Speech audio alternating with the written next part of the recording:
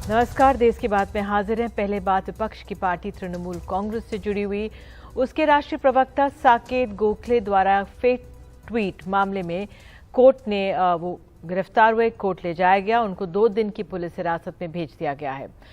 साकेत को राजस्थान में गिरफ्तार कर अहमदाबाद की साइबर क्राइम ने पूछताछ की है। साइबर क्राइम की टीम के सूत्रों ने एनडीटीवी को बताया कि वरिष्ठ बीजेपी नेता अमित कोठारी ने मोरबी पर साकेत के ट्वीट पर कल एफआईआर दर्ज कराई थी।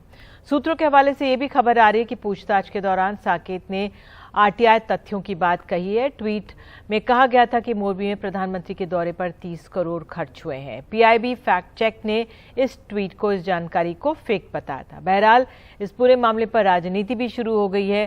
तृणमूल इसे बदले की कार्रवाई बता रही है। आइए सुनते हैं साकेत गोखले ने आज क्या कहा। ममता बनर्जी जिनकी पार्टी के वो राष्ट्रीय प्रवक्ता हैं, उनका क्या कहना रहा। Do you agree to what the charges are on you? The irony of the situation is that my tweet was about Morbi. I have been arrested and the owners of Oreva company have not been arrested yet. That just shows the priority. Saket Gokhale जी को गिरफ्तार किया गया कल रात। It's very bad. It's very bad and sad. Shakla is a very important and bright man, and for social network he is very popular also, and he has done no mistake. उन्होंने उसका cardiac arrest हुआ था, उसको तबीयत अच्छा नहीं था, बहुत संभाल के जिंदगी बचाया। उसका बाद देखो कालू जयपुर में आ रहा था, इधर से लेके रात 2 बजे अहमदाबाद में उसका पुलिस, गुजरात का पुलिस अहमदाबाद में लेके गया। क्यों? उन्होंने एक ट्वीट किया प्राइम मिनिस्टर के खिलाफ में। तो हमारा खिलाफ में तो कितना ट्वीट होता है। हाँ, साइबर क्राइम को जरूर देखना चाहिए। ऐसा कोई नहीं होना चाहिए जिसमें जो देश का खतरा होता है और पर्सनल अटैक होता है। लेकिन मलबी भी इस जब तोड़ गया, ये तो बहुत बड़ा कांड था और इसी के लिए वो एक न्यूज कोट किया था। इसी के लिए we are really sorry for this vindictive attitude. I condemn it. और बीजेपी की नेत्री हैं लॉकेट चैटर्जी, उनका क्या कहना। उन्होंने हमारे सहयोगी राजीव से बात किया, ये सुनाते हैं। बहुत उचित काम किया, क्योंकि इन्होंने मोरबी को लेके, नरेंद्र मोदी जी को लेके उन्होंने ट्वीट में ऐसा कुछ उन्होंने इन्फॉर्मेशन डाला, ये झूठ है, ये जनता को कंफ्यूज करते हैं। उचित किया, नहीं तो ये अगर नहीं गिरफ्तार करता तो ये और भी कोई इसको लेकर भी और भी कोई गलत ट्वीट भी हो जाता। तो जो भी किया है पुलिस ने, गुजरात पुलिस ने बहुत अच्छा काम किया है। तो तृणमूल की सांसद सुष्मिता देव हमारे साथ है। बहुत बहुत धन्यवाद जुड़ने के लिए। सुष्मिता, क्या डिटेल्स मिल रही हैं साकेत गोखले की हिरासत को लेकर आपको? देखिए, फिलहाल हमें जो मालूम है, साकेत जी को कोर्ट में पेश किया गया। यहाँ काफी सीरियस चार्जेस लगाए हैं फॉर्जरी के, और एक ट्वीट को टारगेट किया है जिसमें साकेत जी ने सवाल उठाया था कि मोदी जी जब मोरबी ब्रिज का जो एक्सीडेंट हादसा हुआ, जो वो वहां विजिट करने गए, वहां 30 करोड़ का खर्चा हुआ, और उन्होंने एक गुजराती पत्रिका पेपर को अपने ट्वीट में लिखा। देखिए, सवाल ये नहीं है कि साकेत जी के साथ क्या हुआ। सवाल ये है कि मैं आपको हजारों ऐसे उदाहरण दे सकती हूँ जहां बीजेपी की आईटी सेल की तरफ से इतने सारे फेक न्यूज सोशल मीडिया पे चलते हैं, चाहे वो ऑपोजिशन के लीडर हो या कोई और हो, पर उन पर कोई एक्शन नहीं होता। सवाल ये है, अगर एक जर्नलिस्ट आज कुछ लिखता है या कोई फेसबुक पे बीजेपी या मोदी जी के खिलाफ लिखता है, उनके खिलाफ तुरंत इतने सीरियस सेक्शंस आईपीसी के लगा दिए जाते हैं, और इनका आईटी सेल झूठ पे झूठ, खासकर मैं अमित मालविया जी का नाम लूंगी। आपने देखा है रिसेंटली ट्विटर ने खुद कहा है मैनिपुलेटेड, पर भारतवर्ष में पुलिस को वो नहीं दिखता। पर अगर कोई ऑपोजिशन में है, उन्होंने एक ट्वीट कर दिया, उसके लिए आप सोचिए, गुजरात की पुलिस रात को गई राजस्थान उनको अरेस्ट कर, उनको वो समन करके पूछताछ कर सकते थे, बहुत कुछ कर सकते थे, उनको बोल सकते थे कि ये फेक है। पर इस तरह से चलेगा तो लोकतंत्र की हत्या तो रोज हो रही है इस देश में। सुष्मिता, लेकिन जो पत्रिका की जो आप बात कर रही हैं, कहा जा रहा है गुजरात समाचार है, उसने मना किया है कि हमने ऐसी कोई भी जानकारी नहीं दी थी मोरबी दौरे पर कि 30 करोड़ हुए हैं, ऐसी कोई जानकारी छापी नहीं थी। क्या साकेत से यहाँ पर चूक हो गई? देखिए, अगर साकेत से चूक हुई है या क्या हुआ है वो तो देखिए ट्रायल में ही साबित होगा। अगर ये मामला कोर्ट में जाता है वहां पर दोनों तरफ से अपने गवाह वो लाएंगे, पर सवाल वो नहीं है। आज चर्चा का विषय ये होना चाहिए कि ऐसा क्यों होता है कि ऑपोजिशन का कोई नेता या ऑपोजिशन का कोई सोशल मीडिया एक्टिविस्ट अगर कुछ ट्वीट करता है, उसमें 19-20 का अंतर भी हो, उसको तुरंत अरेस्ट कर लिया जाता है। और एक अमित मालविया जी है जो झूठ पे झूठ बोलते हैं, पर उनके खिलाफ कोई किसी भी स्टेट की पुलिस कार्रवाई नहीं करती। सवाल वहां है। तो इस मामले में तो बीजेपी के अमित कोठारी ने कल एफआईआर दाखिल की थी। बीजेपी कह रही है कि इससे प्रधानमंत्री को बदनाम करने की कोशिश हो रही थी। मोरबी एक संवेदनशील मामला है। देखिए निधि जी, मैं आपको एक बात बताती हूँ। इस देश में रिवाज है, क्योंकि ये विश्व का सबसे बड़ा लोकतंत्र देश है, इसलिए हम किसी के खिलाफ एफआईआर डालने से पहले उसकी गंभीरता को देखते हैं। आप समझ रहे हैं मेरी बात? पर आजकल ट्रेंड ये हो गया है कि मोदी जी और बीजेपी के खिलाफ कोई भी कुछ बोलेगा तो तुरंत एफआईआर हो जाता है, और पुलिस भी इतने जोश से उस पे एक्शन लेती है। और जो मोरबी ब्रिज के जो लोग दायी है, जो जिम्मेदार है, उनको अरेस्ट किया आज तक गुजरात की पुलिस ने। ममता बनर्जी ने भी साकेत के अरेस्ट पर दुख जताया है, कहा ऐसा नहीं होना चाहिए था। वो साकेत के स्वास्थ्य को लेकर भी परेशान है। साकेत ने सिर्फ ये ट्वीट नहीं किया। अगर आप साकेत जी के ट्विटर हैंडल पे जाएंगे, आप देखेंगे कुछ ऐसे तथ्य वो आरटीआई के माध्यम से देश के सामने वो लेके आए हैं, जिससे मोदी जी का पर्दाफाश होता है। और क्योंकि मोदी जी का पर्दाफाश होता जा रहा है साकेत जी के ट्विटर हैंडल पे, वो मौका ढूंढ रहे हैं उनको चुप कराने का, और ये वही मौका है और कुछ नहीं है। इसको वेंडेटा पॉलिटिक्स कहते हैं। कल ही ममता बनर्जी की प्रधानमंत्री से मुलाकात भी हुई। प्रधानमंत्री कई राज्यों के मुख्यमंत्रियों के साथ बैठक कर रहे थे। तो आज के इस अरेस्ट से तृणमूल की राजनीति पर कितना असर पड़ने वाला है? देखिए निधि जी, मैं आपको एक बात बताती हूँ। तृणमूल कांग्रेस एक ऐसी पार्टी है जिनके नेता ममता बनर्जी हैं, और वो निडर है। वो एक बार नहीं, उनके राजनीतिक जीवन में बार बार ये साबित हुआ है। और दूसरी बात मैं ये भी कह दूं कि ऑल्ट न्यूज जो आपने देखा है, फॉल्स न्यूज को वो छापती है। इतने बारी अमित मालविया जी के ट्वीट्स की धज्जियां उड़ाई है, तब किसी पुलिस ने क्यों नहीं अरेस्ट किया उनको? तब बीजेपी के कार्यकर्ता या कोई भी आदमी उनके अगेंस्ट एफआईआर क्यों नहीं करता है? और देखिए, ममता दीदी इन सब चीजों से नहीं डरते। अरे ममता दीदी के खिलाफ कितना फेक न्यूज किया है। अच्छा, जब मोदी जी बंगाल जाके दीदी ऐसे बोले कैट कॉल, तब एनसीडब्ल्यू ने उनको नोटिस क्यों नहीं किया?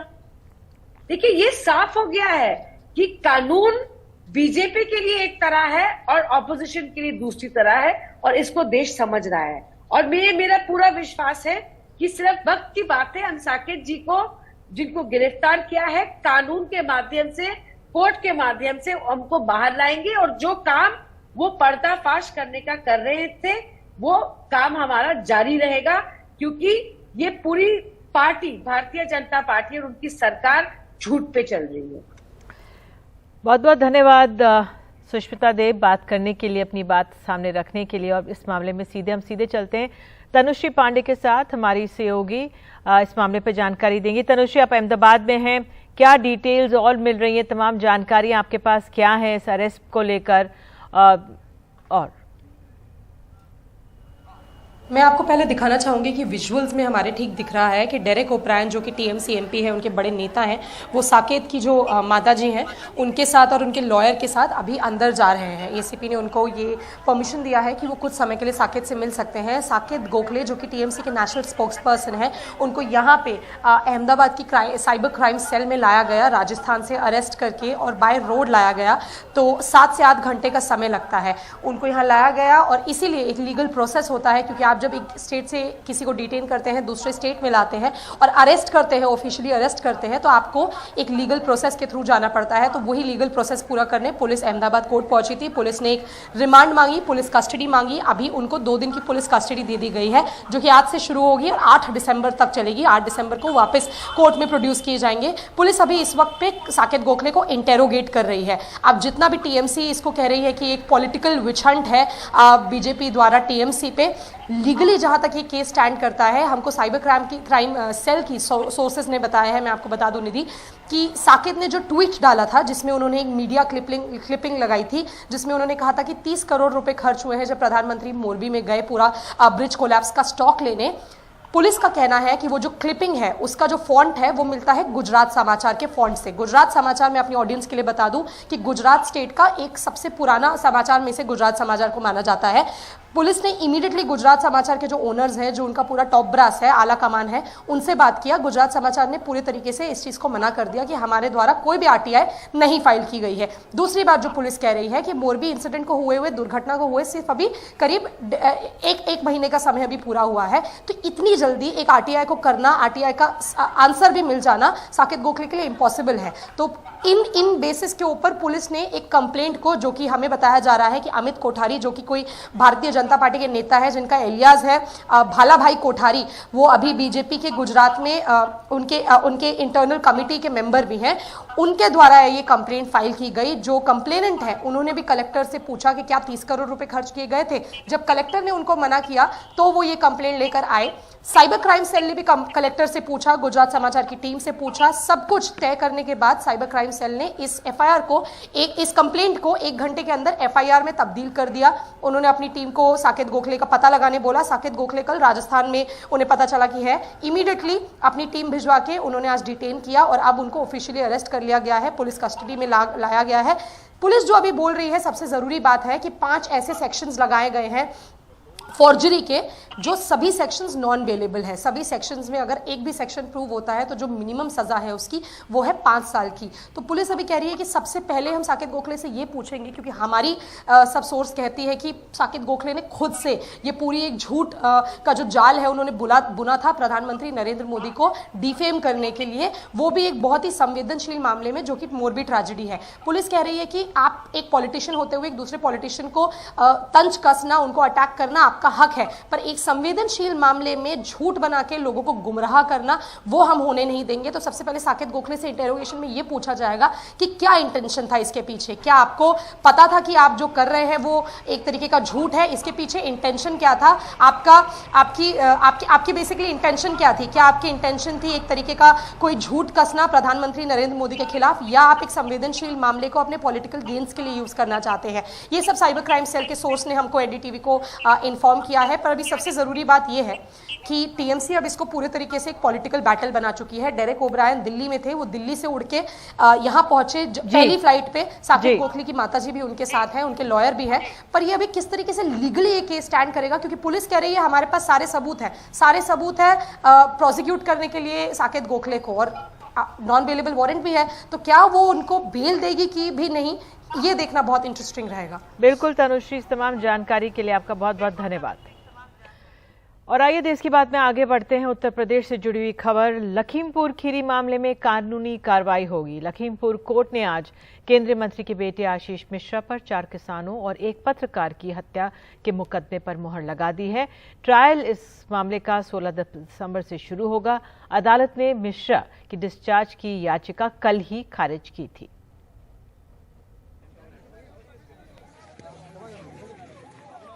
उत्तर प्रदेश के लखीमपुर में किसानों के एक प्रदर्शन के दौरान गाड़ी से कुचलकर 4 किसानों और एक पत्रकार की मौत के 1 साल और 3 महीने बाद एक स्थानीय अदालत ने कहा कि गृह राज्य मंत्री अजय मिश्रा के बेटे आशीष मिश्रा पर हत्या का मामला चलेगा। सोमवार को अदालत ने मिश्रा की डिस्चार्ज पिटीशन खारिज कर दी। इस मामले में दायर पुलिस की चार्जशीट में कहा गया कि आशीष उस एसयूवी में बैठा था जिससे पिछले साल अक्टूबर में लोग कुचले गए। देखिए, ट्रायल में डिले तो हुआ है, 9 महीने का समय लग गया चार्जेस फ्रेम होने में, वो भी सुप्रीम कोर्ट ने जब जो है इस पे टिप्पणी करी, और उसके अलावा जो सेक्शन 34 जो है अभी कोर्ट ने हटा दिया है इसमें से, तो उसमें हम लीगल पैनल से डिस्कस कर रहे हैं, हो सकता है हम इसके लिए हाईकोर्ट मूव करें। न्यायपालिका को बहुत बहुत धन्यवाद देता हूँ। देर से ही सही, लेकिन चार्ज फ्रेम हुए, ट्रायल चलने जा रहा है। हमें पूरा विश्वास है भारत की न्यायपालिका पर। लखीमपुर घटना के बाद योगी आदित्यनाथ सरकार के खिलाफ बड़े पैमाने पर लोगों की नाराजगी सामने आई थी। आरोप लगाया गया था कि गृह राज्य मंत्री के दबाव में उनके बेटे आशीष मिश्रा को बचाया जा रहा है। 3 अक्टूबर 2021 4 किसानों और एक पत्रकार को एसयूवी से कुचला गया। 9 अक्टूबर 2021 को सुप्रीम कोर्ट के दखल के बाद यूपी पुलिस ने आशीष मिश्रा को गिरफ्तार किया। 14 दिसंबर 2021 पुलिस एसआईटी ने अदालत को बताया कि ये मामला सुनियोजित था। 10 फरवरी 2022 इलाहाबाद हाईकोर्ट ने आशीष मिश्रा को जमानत दी। 18 अप्रैल 2022 सुप्रीम कोर्ट ने आशीष मिश्रा की जमानत रद्द की। अब जबकि इस केस में ट्रायल शुरू होने वाला है, तो देखने वाली बात यह होगी जो इस केस के गवाह हैं, जिनमें से कईयों को पुलिस सिक्योरिटी भी मिली हुई है, वो कोर्ट में क्या बयान देते हैं। प्रतीक श्रीवास्तव और राजेश गुप्ता के साथ आलोक पांडे, एनडीटीवी इंडिया। संसद का शीतकालीन सत्र कल से शुरू होने जा रहा है। विपक्ष ने महंगाई, बेरोजगारी, ईडब्ल्यूएस कोटे, केंद्रीय एजेंसियों के दुरुपयोग समेत कई मुद्दों पर चर्चा कराने की मांग की है। वहीं सरकार का कहना है कि वो हर मुद्दे पर सकारात्मक ढंग से चर्चा कराने को तैयार है। संसद के शीतकालीन सत्र से पहले संसद भवन परिसर में सर्वदलीय बैठक। मीटिंग में 47 दलों में से 31 पार्टियों ने हिस्सा लिया। विपक्ष की ओर से कांग्रेस के अधीर रंजन चौधरी, टीएमसी के सुदीप बंदोपाध्याय जैसे नेता थे, तो सरकार की ओर से रक्षा मंत्री राजनाथ सिंह, संसदीय कार्य मंत्री प्रहलाद जोशी समेत कई नेता इसमें शामिल हुए। विपक्ष के मुताबिक मौजूदा सत्र में आर्थिक आधार पर आरक्षण के सुप्रीम कोर्ट के फैसले का मुद्दा, चुनाव आयोग के कामकाज, महंगाई, बेरोजगारी और एजेंसियों के दुरुपयोग पर चर्चा कराने की मांग रखी। हिंदुस्तान में आज जो माहौल पैदा हुए हैं, जहां जुडिशियरी के साथ सरकार की टकराव, बेजा इस्तेमाल किया जा रहे हैं, सारे सरकारी जो प्रतिष्ठान है बेजा इस्तेमाल किए जा रहे हैं, और ये सब चीज आपकी जानकारी में है। हम ये भी मुद्दा उठाना चाहते हैं कि चाइनीज बॉर्डर में, इंडो चाइना बॉर्डर में स्थिति क्या है। बंगाल को जो आर्थिक रूप से जो मिलना चाहता था वो नहीं देते हैं, तो फेडरल स्ट्रक्चर इशू को शुड बी डिस्कस्ड, वितर्क विषय पर लाना बहुत जरूरी है। हम लोग ये भी कहा कि अनएम्प्लॉयमेंट, बेरोजगारी को लेकर कभी हमारे देश में पार्लियामेंट में वितर्क नहीं होता। ये बड़े दुख की बात होता है। मुश्किल क्या है इसमें? और हम लोगों ने ये भी बोला कि house belongs to the opposition, और हाउस कितना चलेंगे ये सरकार का ऊपर निर्भर होता है। तो ये सरकार के ऊपर ही ये रिस्पॉन्सिबिलिटी आ जाता है कि आप लोग सबको लेके एक साथ हाउस कैसे चलाएं। 29 दिसंबर तक चलने वाले 23 दिनों के सत्र में 17 बैठकें होंगी। इस दौरान सरकार 16 विधेयक पेश करेंगी। सरकार ने विपक्षी दलों से सहयोग की अपील की। हम किसी भी मुद्दे पर क्यों न हो, हम चर्चा करने के लिए तैयार है। कुछ सुझाव उन तरफ से, उन लोगों के तरफ से, अपोजिशन तरफ से आए हुए हैं, हमने नोट किया है। बीएसी में हम चर्चा करेंगे। चर्चा करके जिस मुद्दे पर, जिस विषय पर स्पीकर साहब और चेयरमैन साहब अनुमति देंगे, उसके ऊपर चर्चा होगा। सत्ता पक्ष जो भी दावा करे, पर यह सत्र भी हंगामेदार रहने के आसार हैं। बैठक में कांग्रेस के अधीर रंजन चौधरी ने यह भी मुद्दा उठाया कि संसद सत्र की तारीख तय करते समय ईसाइयों के त्योहार के समय का ध्यान रखना चाहिए, जबकि बीजेपी ने कहा कि यह दुर्भाग्यपूर्ण है कि ईसाइयों के त्योहार का मुद्दा मीटिंग में उठाया गया। सर्वदलीय बैठक के बाद संसद की शीतकालीन सत्र काफी गर्मागर्मी होने के आसार है। इसकी वजह है सत्ता पक्ष और विपक्ष के अपने अपने मुद्दे हैं और कोई भी पक्ष न तो अपने विषय से झुकेगा और न ही अपने मुद्दे को पीछे करेगा। नई दिल्ली में कैमरा पर्सन पूजा आर्या के साथ राजीव रंजन, एनडीटीवी इंडिया। तो बात अब मध्य प्रदेश की। मध्य प्रदेश के मुख्यमंत्री आजकल कह रहे हैं ना खाऊंगा ना खाने दूंगा, लेकिन विपक्ष का आरोप है कि राज्य के विश्वविद्यालयों में जो नियुक्तियां हो रही हैं वो खाने की एक तरह से तर्ज पर ही हैं। सत्ताधारी दल से जुड़े नेताओं के रिश्तेदारों को नियमों को ताक पे रखकर नियुक्तियां दी जा रही हैं। शहडोल स्थित पंडित शंभुनाथ शुक्ल विश्वविद्यालय इन दिनों सुर्खियों में है।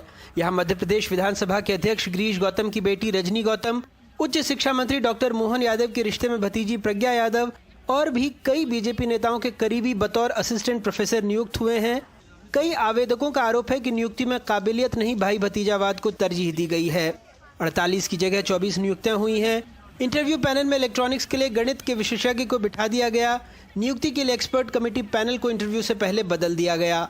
सालों से वहां पढ़ा रहे अतिथि विद्वान अब आंदोलित हैं।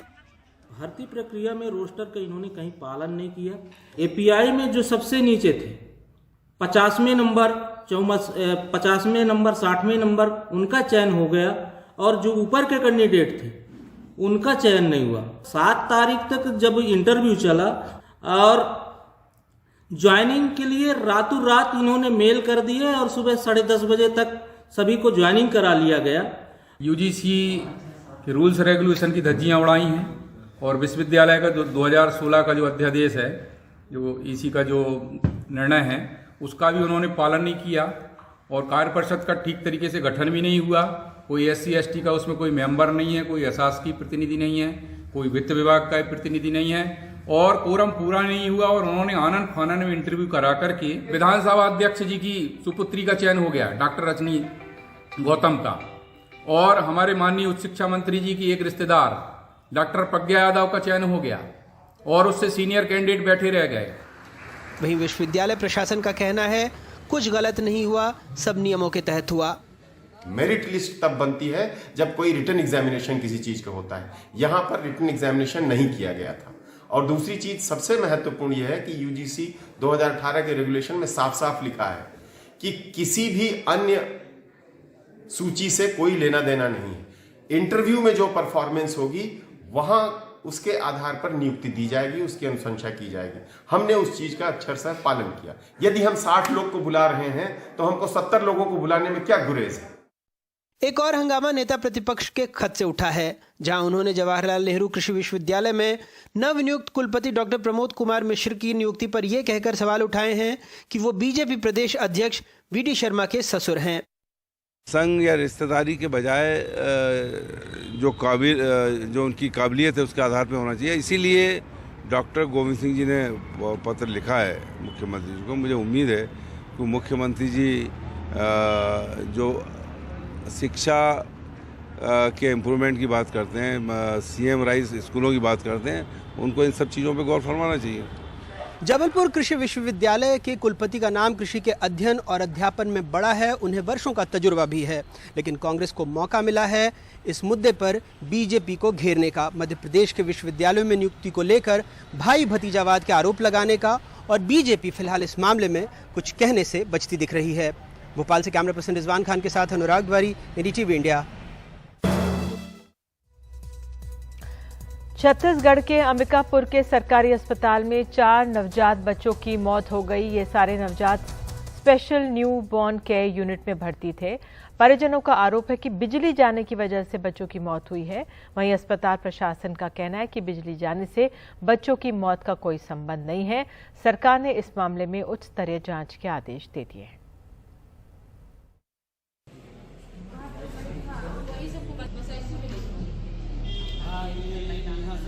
लाइट नहीं था, इसके कारण मतलब लड़का लोग को ऐसा हुआ।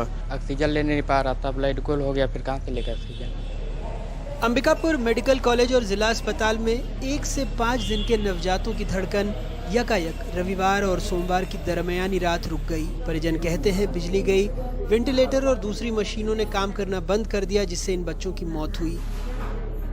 कल रात को लाइट भी नहीं था, उसके बाद डेट हो गई, खुद बताया रात को, सुबह आधा 1 घंटा पहले बताए कि डेट हो गया बोल के। वो बढ़िया कल से बढ़िया दूध पी रहा था, लेकिन आज रात से लाइट कट गया था 3 साढ़े 3 बजे आसपास, और बच्चा सुबह वो डेथ कर गया। तो रात में जैसे लाइट कटा उस समय कोई सिस्टर लोग नहीं थे यहाँ, 1-2 लोग थे, तो ज़्यादा उन लोग ध्यान नहीं दिया क्या हुआ।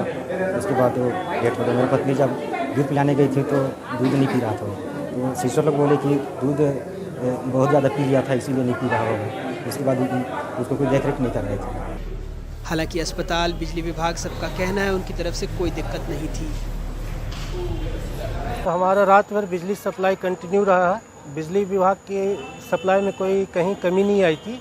और जो बिल्डिंग का पैनल होता है उसमें एक वायर में प्रॉब्लम आ गया था, तो रात करीब 11:30 से 1 बजे के बीच में उस वायर को इलेक्ट्रिशियन ने ठीक किया और उसके बाद बिजली इनका कंटिन्यू चालू रहा।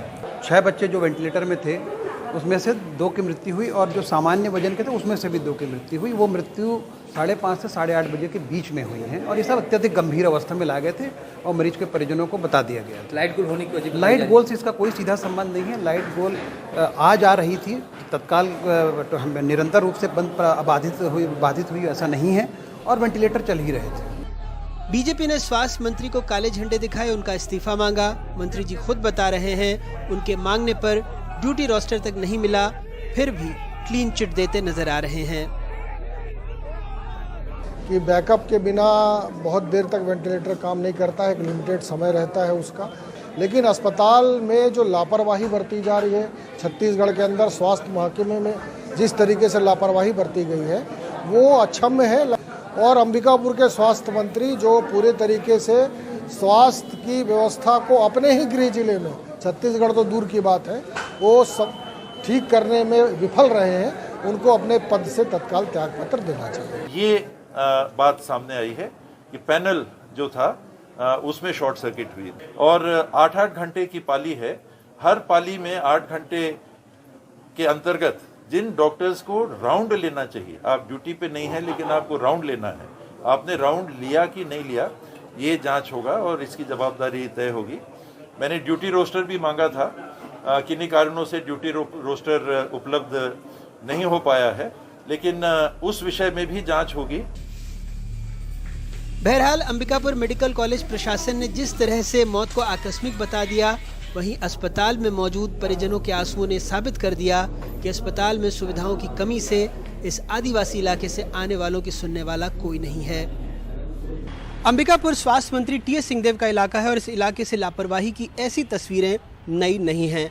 मंत्री जी जांच की बात तो कह रहे हैं, लेकिन जांच से ही पहले क्लीन चिट देते भी नजर आ रहे हैं। एसएनसीयू में आखिर गंभीर हालत में ही तो बच्चे भर्ती होते हैं, ऐसे में वहां उन्हें दूनी रफ्तार से सुरक्षा और संवेदना दोनों देने की ज़रूरत है, अपने बचाव में दलीलें नहीं।